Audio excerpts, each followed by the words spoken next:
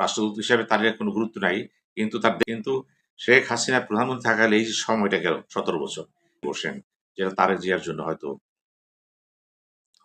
ভারত এবং আমেরিকা ইচ্ছা অনিচ্ছায় কিন্তু। সুপ্রিয় দর্শক, বাংলাদেশকে ঘিরে আমেরিকা, চীন এবং ভারতের একটা ত্রিমুখী লড়াই চলছে। প্রত্যেকেরই স্বার্থ রয়েছে, যার যার স্বার্থের জন্য সে ব্যস্ত। চীন চাচ্ছে তার বাণিজ্যিক স্বার্থ সম্প্রসারণ করার জন্য, ভারত চাচ্ছে তার রাজনৈতিক ও অন্যান্য সম্পর্ক দৃঢ় করার জন্য, আমেরিকা চাচ্ছে সরাসরি তার স্বার্থ সম্পর্ক। এখন এতগুলি স্বার্থের মধ্যে বাংলাদেশ কি করতে পারে? মাঝে রয়ে গেছে তুরস্ক। ঠিক এই মধ্যেই বাংলাদেশ সফরে আসছেন কে? ভারতে নিযুক্ত মার্কিন রাষ্ট্রদূত সার্জিও কর্স। তিনি শুধু রাষ্ট্রদূতই নন, তিনি কিন্তু প্রেসিডেন্ট ডোনাল্ড ট্রাম্পের দক্ষিণ ও মধ্য এশিয়া বিষয়ক বিশেষ দূত। খুবই গুরুত্বপূর্ণ, কারণ তার আগেও কিন্তু দুজন সফর করেছে বাংলাদেশ।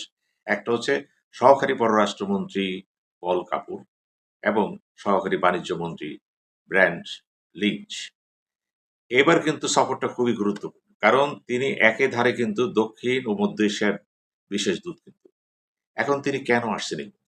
কারণ আমরা জানি যে আমেরিকার ডিক্লেয়ার পলিসি হচ্ছে, যেটা ব্রায়ান ক্রিস্টেনসন যখন বাংলাদেশে আসলেন তিনি সরাসরি বলেছিলেন, তার এখানে আসার অন্যতম কারণ হচ্ছে চীনের উপর বাংলাদেশের নির্ভরশীলতা কমিয়ে আনা।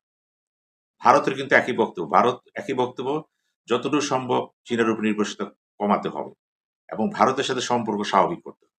তাহলে কি দেখা যাচ্ছে? বাংলাদেশ প্রশ্নে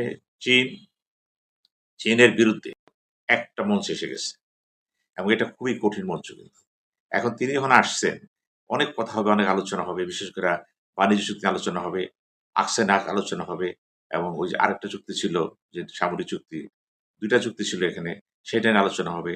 এবং সবচেয়ে বড় কথা হলো তারেক রহমান আমেরিকা যাবেন, জাতিসংঘে যাবেন, এবং সেখানেও তার অনেক ব্যাপার-স্যাপার আছে। কিন্তু আমেরিকার সাথে এখনো কিন্তু তার যে ভিসা প্রসেস যেটা ছিল, মানে তাকে ঝুঁকিপূর্ণ ব্যক্তিত্ব হিসেবে ঘোষণা করা হয়েছিল ২০০৮ সালে। সেটা কি অবস্থায় আছে সেটা তো আমরা জানি না। আর সবকিছু যদি মিলেমিশে দেখতে চান, তাহলে একটা কথা চলে আসবে যে সার্জিও গরের এই ভিজিটটা খুবই গুরুত্বপূর্ণ। তিনি হয়তো অনেকগুলো জিনিস জানতে চাবেন, বুঝতে চাবেন, এবং তিনি একইভাবে কিন্তু রোহিঙ্গার ওইখানেও যাবেন কিন্তু। এদিকে তাদেরও কিন্তু একটা সমঝোতা ছিল বা একটা আলোচনা ছিল যে কোনোভাবে একটা হিউম্যান করিডোর করা যায় কিনা এখান থেকে। যেটা নিয়ে বর্তমান পররাষ্ট্রমন্ত্রী খুব সোচ্চার ছিলেন। আবার পাশাপাশি দেখা যাচ্ছে চীনও কিন্তু এবার তারেক রহমান চীন ভিজিট করার সময় শি জিনপিং সরাসরি প্রস্তাব দিয়েছেন যে বাংলাদেশ, চীন এবং মায়ানমার এদের মধ্যে একটা অর্থনৈতিক করিডোর করা যায় কিনা, এবং আলাপ আলোচনা কিন্তু এখানে তারা ইতিবাচক। বাংলাদেশ বলছে ইতিবাচক, চীন তো প্রস্তাবই দিয়ে রেখেছে। এখন এত কিছুর মধ্য দিয়ে ভূ রাজনীতির যে খেলাটা কি হতে পারে? এদিকে আবার কি হলো? গতকাল দেখা করলো পররাষ্ট্রমন্ত্রীর সাথে ভারতের রাষ্ট্রদূত দীনেশ ত্রিবেদী। তিনি সরাসরি বললেন যে ভারত গভীর আগ্রহ অপেক্ষা করছে তারেক রহমানের ব্রিক্স সম্মেলনে যোগদানের উপলক্ষে। অর্থাৎ ভারত চাচ্ছে তারেক রহমান ব্রিক্স সম্মেলনে যাওয়া মানে মোদির সাথে তার সাক্ষাৎ হয়। এখন এই ধরনের সাক্ষাৎ আদৌ দরকার আছে বা অতি ঝুঁকিপূর্ণ হবে কিনা? অর্থাৎ দ্বিপাক্ষিক সম্পর্ক যে পর্যন্ত স্বাভাবিক না হবে, বোঝাপড়া না হবে, হঠাৎ করে একটা সম্মেলনে যেয়ে যদি তার সাথে দেখা হয়, সেখানে যদি নরেন্দ্র মোদী এমন কোনো প্রস্তাব দিয়ে বিব্রতকর হতে পারে। এভাবে কিন্তু হঠাৎ করে কোনো জায়গায় যে ১ম দেখা সাক্ষাৎও কিন্তু খুব একটা অভিপ্রেত নয়। সেটাও চিন্তা করতে হবে। কিন্তু এই যে ব্যাপার আসছে, এমন কিছু ঘটছে, এগুলি বুঝতে হবে বাংলাদেশ কি করবে। এখনো তো আমরা বিশ্বাস করতে চাই, জনাব তারেক রহমান বাংলাদেশের অস্তিত্বর প্রশ্নে যা কিছু হুমকি স্বরূপ তা প্রতিহত করবেন, এবং তিনি এমন কিছু করবেন না যাতে পররাষ্ট্রনীতি একদিকে ঝুঁকে যায়। এই ব্যালেন্স করাটা কিন্তু একটা বিখ্যাত ব্যাপার-স্যাপার। এই ব্যালেন্স সবাই করতে পারে না। এই ব্যালেন্স বঙ্গবন্ধু শেখ মুজিবুর করতে পারেননি। জিয়াউর রহমানও ঠিক সেভাবে ব্যালেন্স করতে পারেননি। খেয়াল করবেন, এরশাদও পারেনি। খালেদা জিয়াও পারেনি। শেখ হাসিনা তো ব্যালেন্স করতে যেয়ে মোটামুটি একেবারে ভারতের দিকে ঝুঁকে পড়ল। আগের সরকারগুলো কম বেশি ছিল, একেবারে পুরোপুরি ঝুঁকে নেই। তিনি কিন্তু পুরোপুরি ঝুঁকে পড়েছিলেন। বা আমাদের পররাষ্ট্রনীতি কিন্তু অনেকটা বলতে পারবেন পরনির্ভরশীল হয়ে গেল কিন্তু। এইবার কি হয়? আমরা ১ম এ ছিলাম অল্প নির্ভরশীল, সমতা বজায় রেখেছি। তারপর হয়ে গেলাম পুরোপুরি নির্ভরশীল। এখন আমরা কি পর্যায়ে আছি? এখন কিন্তু ভারতের সাথে আমাদের সম্পর্কটা বলতে পারেন টলমল। এখন দীনেশ ত্রিবেদীও বলেছে তিনি আপ্রাণ চেষ্টা করবেন, কারণ তিনি একজন রাজনীতিবিদ এবং মন্ত্রী পদমর্যাদা তাকে দেওয়া হয়েছে।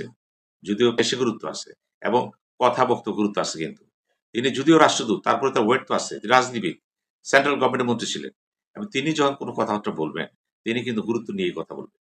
এবং তিনি একবারই বলেছেন কিন্তু, আকাশ বাতাস মাটি সবই মনে হচ্ছে এক, গন্ধ একই পাচ্ছি। এর মধ্যেও কিন্তু বিভিন্নতা আছে, সেটা হয়তো তিনিও জানেন, কিন্তু এটা ঐক্যের প্রশ্নে বলেছেন। এবং তিনি এটাও বলেছেন, ভিসা প্রসেসটা আরো সহজতর করা হবে। এই ভিসার সাথে জড়িত কি আছে? মানুষের শুধু ভ্রমণ না তো, চিকিৎসা, বাণিজ্য, অনেক কিছু জড়িত আছে কিন্তু এখানে। এখানে বিলিয়ন বিলিয়ন ডলারের কনসার্ন আছে। ভারতের সাথে আমাদের ব্যবসা বাণিজ্য ৳১ না। প্রায় $16 বিলিয়ন ব্যবসা হচ্ছে। আবার এটা হচ্ছে আনুষ্ঠানিকভাবে হচ্ছে। ১৪, ১৫, ১৬ যাই হোক। এছাড়া যে অন্য পথে যেটা হচ্ছে, সেটির হিসাব নেই। ভারতের প্রচুর পরিমাণ লোক বাংলাদেশে কাজ করে। প্রচুর পরিমাণ বৈদেশিক মুদ্রা ভারত পায়। বৈদেশিক মুদ্রার ক্ষেত্রে তো বাংলাদেশের ৩য় অবস্থান আছে।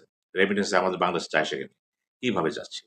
এখানে তারা কত তারা যে চাকরি-বাকরি করতেছে, তারা ঠিক মতন কি ট্যাক্স পে করতেছে কিনা? সবকিছু কিন্তু নতুনভাবে দেখা হচ্ছে। যে সমস্ত সম্পদ আমাদের আর নাই, আমাদের দরকার পণ্য, আমরা আনবো। সেখান থেকে আমরাও আনবো, তারাও নিবে। কিন্তু ভারত চীনের সাথে আমাদের কিন্তু বাণিজ্য ঘাটতি কিন্তু একদম নেতিবাচক। অনুকূলে না। এগুলোও দেখার ব্যাপার আছে। চীন আমারে কতটুকু দিতে পারে? আমার কি চীন আমাকে যদি ১০০% দিয়ে দেয়, আমার কাছে তো এরকম কোনো জিনিস নাই যে আমি প্রচুর পরিমাণে আমরা সেটা রপ্তানি করে বা রপ্তানি করে আমরা দেখাই দিব এই যে ব্যালেন্স চলে আসছে। সম্ভব না। আমেরিকার সাথে যেটা হচ্ছে সেটাও তো ট্যাক্সের খপ্পরে পড়ে গেছে। কারণ আমেরিকা তো বাণিজ্য চাচ্ছে। সব দেশই কিন্তু মূলত রাজনীতির কথা, মূল কথাই হচ্ছে ব্যবসা-বাণিজ্য। এখন পৃথিবীটা কিন্তু সরে গেছে, মোটামুটি রাজনীতির সেই উদারতা নাই। এখন সবকিছু চলে যাচ্ছে ব্যবসা, লাভ, ক্ষতি। Diplomacy itself changed a lot. Economic diplomacy একটা প্রিভেইল করতেছে সব জায়গায়। এখানে জাতীয় স্বার্থ বলেন, ব্যক্তির স্বার্থ বলেন, গোষ্ঠী স্বার্থ বলেন, সব কিন্তু একটা চক্করে ঘুরপাক খাচ্ছে। তারপরেও আমরা আশা করি সার্জিও গর এই ভিজিটের মধ্য দিয়ে হয়তো এমন কিছু বক্তব্য রাখবেন, যে বক্তব্যগুলো আমেরিকা বাংলাদেশের জন্য শুভকর হয়। যেই বক্তব্যগুলো ভারতের সাথে বাংলাদেশের সম্পর্ক যাতে আরো কঠিন করে না দেয়। আর মনে রাখতে হবে, তিনি কিন্তু ভারতে নিযুক্ত আমেরিকান রাষ্ট্রদূত। ওইখানে বসেই কিন্তু তিনি ওইটা বসেই কিন্তু তাহলে অন্যান্য কাজগুলো করবেন। তো বোঝাই যাচ্ছে যে ভারতকে গুরুত্ব দিয়েছে আমেরিকা। এবং ওইটাই তাদের হেডকোয়ার্টার, তার নিজস্ব হেডকোয়ার্টার। এখন ভারতের সাথে তার কথাবার্তা হচ্ছে। বাংলাদেশের সাথে বলবেন। এখন দেখার ব্যাপার, তিনি কি এমন কোনো পদক্ষেপ নিবেন, যে পদক্ষেপগুলো আওয়ামী লীগের পক্ষে যাবে, ভারতের পক্ষে যাবে, বা আওয়ামী লীগকে নিষেধাজ্ঞা তুলে দেওয়ার ব্যাপারে, শেখ হাসিনা প্রত্যাহারের ব্যাপারে কথাবার্তা আসতে পারে, নাও আসতে পারে। এটা আমাদের অনুমান। কিন্তু মনে হচ্ছে তিনি একটা প্যাকেজ নিয়ে আলোচনা করবেন। এবং তিনি এখানে কিন্তু সাক্ষাৎ হবে তার সাথে, আশা করা যাচ্ছে দীনেশ ত্রিবেদীও। এগুলি বুঝার ব্যাপার। তিনি শুধু একজন কিন্তু এখানে আসছেন দূত হিসেবে না। তার আরো পরিচয় আছে। তিনি একজন ব্যবসায়ী, তিনি একজন রাজনীতিবিদ, এবং তিনি হোয়াইট হাউসেও কাজ করেছেন। খেয়াল করবেন কিন্তু। তারও কিন্তু বিচিত্র অভিজ্ঞতা আছে। ট্রাম্পের অত্যন্ত ঘনিষ্ঠজন। এই অঞ্চলে কূটনীতি নির্ধারণে তার একটা ভূমিকা থাকবে কিন্তু। সবকিছু মিলিয়ে আমরা গভীর আগ্রহে তাকিয়ে আছি। বুঝার চেষ্টা করছি সার্গিও গোর আসলে কি বার্তা নিয়ে আসছে। কি হতে পারে বাংলাদেশ আগামী পররাষ্ট্রনীতির মৌলিক চরিত্রের প্রবণতাটা। আমরা এই জন্য বাস্তবে দেখাতে চাই। আমরা কোনো তাত্ত্বিকতা বলতে চাই না। আমরা দেখতে চাই বাস্তবে দাঁড়ায় প্রধানমন্ত্রী তারেক রহমান কোন অবস্থানটাকে অধিকতর গুরুত্বপূর্ণ মনে করে। ধন্যবাদ।